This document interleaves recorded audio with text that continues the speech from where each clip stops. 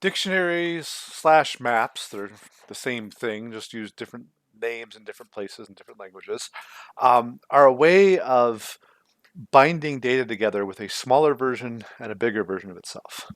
So it's kind of like the way a word is. A word is a concept for a much larger thing. So a word like uh, politics or religion or the universe.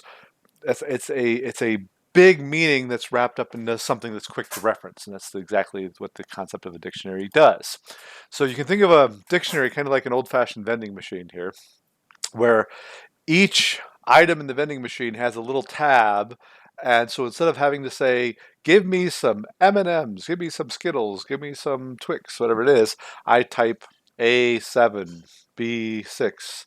This one might just be number 21, 22, whatever. There's some magic code that gets me to the thing I really want. The code may or may not be directly representative of the thing that I really want. It could just be a symbol that's out there representing the thing I want, but it doesn't even have to be the name of the thing I want, but it's just something that gets me there, that lets me look up that very, very fast. So the map or dictionary, and I might say map a lot here because that's what I'm used to in Java. The Python calls it a dictionary, and some different languages you call it various things. Um, they store things using this idea of a key and value. So each key points to one value. So again, a key ideally opens up one and only one house. These keys are actually skeleton keys, and they'll open up many things. But the modern keys, they're built to try and open up one specific lock. Or again, that's not entirely true, but that's what you want it to be. So like your username and password lets into your account and your account only. It doesn't let into somebody else's. The key is the important aspect, but the value can be anything. The key has to be something that's very comparable and gives us this special magic number we're going to refer to later, we're going to talk about later, as being a hash code. Um, so the hash code is what opens up and unlocks that data structure behind the scenes. We don't need to care about that in this class at all. That comes into a structure called hash maps and hash sets and hashing. That's a data structures question. But it's important to understand, depending on which language you're working in, the type of value that you store as a key has to have something that is hashable. We're not going to find anything that we're going to use in this class that's not, but an important concept to think about for later down the road. But our world has lots of examples of dictionaries and maps. So if I want to go watch TV, each TV channel has its own number. What does that number mean? I don't know. It's what I type in, but it takes me to that channel. So in this TV guide, I want to watch Serenity. That's a great movie. I don't know if it's actually the movie Serenity or not. It's one of my favorites. That's on channel 740. So if you do 740, I can watch Serenity, followed by Snowmageddon, followed by the 2012 Olympics. So this is an old picture here that I stole online here. But they have MythBusters on here on 742. So again, there's all this information, the whole schedule, the whole channel, the whole stream of video that's coming along that I access through the key, which is the number. The phone book is full of these as well. Your telephone number is the thing I want to look up, and I can either look up that based off of the name, or I can look up the phone number. It depends. The key and value go back and forth. So if I want to call you, I type in the phone number, which gets me access to you on the phone. If I want to find your phone number, I look at your name, and then that gives me the phone number. So here, if you want to call Batman, because Batman is in the phone book, apparently this is Batman's number in this town, 726-7494, wherever this phone book is from. Um, and so notice here, dictionaries can go either way. The keys and values might be interchangeable. We'll actually have an exercise that's going to play with this idea as well. Another really common place where I have keys and values is websites. When I put in http:// here, the list of URLs inside of here, all of those text is actually just getting you to a number. There's this thing called a DNS, a domain name server, that when I put this name in, this text in, Google.com, Amazon.com, Facebook.com, Netflix.com, what that does is it goes and looks up a number, an IP address, could be IP4, it could be IP6. I don't care. It doesn't matter. But that tells me where to go on the internet to find this stuff. And so it's really important to understand these mappings are not the actual thing, but they're a system for me to get to the actual thing very quickly and search them very quickly. And they're a really super convenient data structure that we can make great use of. So, for example, this week we're going to be revisiting our bird sighting exercise that we talked about in advanced lists. So we tracked birds there. And when we did that, we used a multi-dimensional array to do that. And so the multi-dimensional array, each day came into its own row and column here. So each row was its own day, and they had a different number of entries that went into a separate array. So the multi-dimensional array worked well. Well, we can do the same structure using a map by saying the key is the name of the day.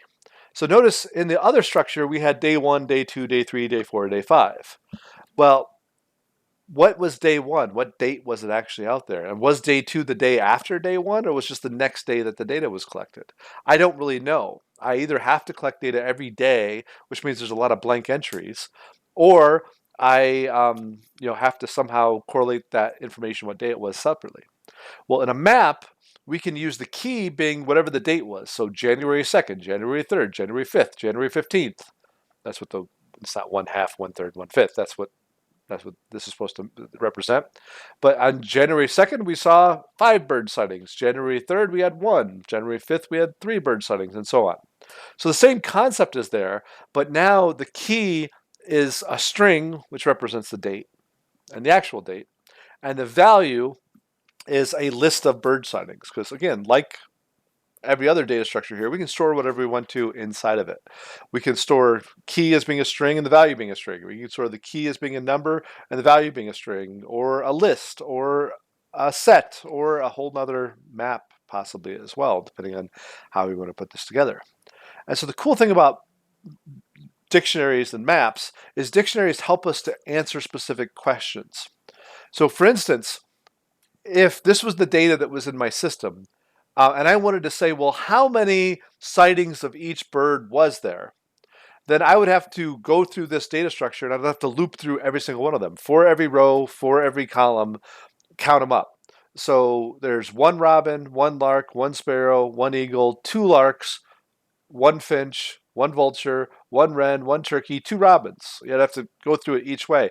And so every time I wanted to count this up, I'd have to go through the entire data structure. So if I had 100 days with 15 entries apiece, that's 150 times I have to go through and count all that. Well, a map changes the game. A map allows us to track this summary information as we go. So the robin gets added the first day. Well, I could add the key is robin, the value is 1. The next one that gets added is a lark. Well, lark gets added as 1. Sparrow, it gets added as 1. Eagle, it gets added as 1. Lark again, well, I update lark to be 2. Finch, and so on and so forth. So my data structure here allows me to basically track specifics about it. I don't have to know in advance how many birds there are. Every time a bird gets added in, I say, well, if the bird is not in the list, then set the bird to the list as 1. If the bird is in the list, add 1 to it. And then I just keep going from there. So every time a bird gets added to the ledger, this list, this logbook of bird sightings here, I can just simply update this list of bird sightings at the same. I'm sorry, this map, this dictionary of bird sightings at the same time. And then the key is the string of the bird name. The value is an integer, which is the count. So the strategy is data structures versus algorithms. Dictionary versus algorithm in this case. Algorithms cost time. So if I have, like on the right side here, I have a bunch of sheep out in the field, I want to know how many sheep I have, or how many boy sheep I have, or how many pregnant sheep I have, or how many different breeds of sheep, or color of sheep, or any of those questions. I have to go through the whole field and count each sheep and categorize it individually. And I have to figure out a way to figure that out. I either have to know all the different types of sheep ahead of time, or and keep another list of that, or something complicated right there. Where dictionaries, they immediately give me a data structure that structures around the question I want to ask. I have sheep, and and so I'm going to track, let's say, their gender and the count by gender, or their breed and their count by breed, or how many, how long their fur is. Are they a short fur or a long fur, or medium fur, however you want to categorize that, and I count them by that. Wool, I should say, is probably a better way of putting it.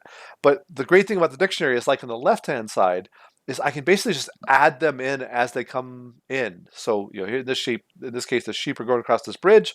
As each one arrives, I just add it in. So for our bird sightings, every time I get a new bird sighting, I just add it into my dictionary. And I can have two or three or four different dictionaries that each are tracking different types of data. And so I'm trading off time later on and figuring out answers with a little bit of memory up front and a tiny little bit of work to add these into the dictionaries as it goes. So we're going to see examples of this as we go forward, but I want to give you a context for why we need dictionaries and what they do for us. They do a great job of simplifying the algorithms we need to write by just collecting the data in a very organized fashion up front.